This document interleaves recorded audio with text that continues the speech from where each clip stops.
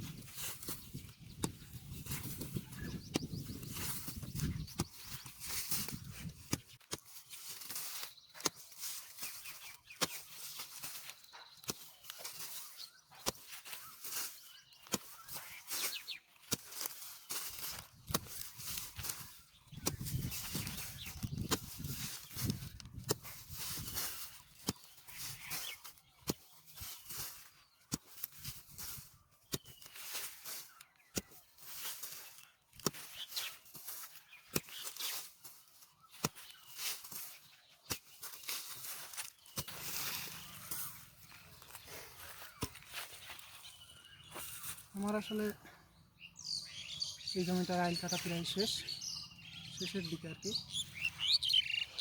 তো এখন বেশ কয়েকটা ভাগ আছে যেগুলোর আইল কাটতে হবে। তো সবগুলোর তো আর দেখানো সম্ভব হয় না। তো মোটামুটি এরপরের ভিডিওতে দেখানোর চেষ্টা করব যে এই জমিতে কি ফসল উৎপাদন করব আর কি, এবং কি প্রক্রিয়ায় উৎপাদন করব সেটা দেখানোর চেষ্টা করব ইনশাল্লাহ।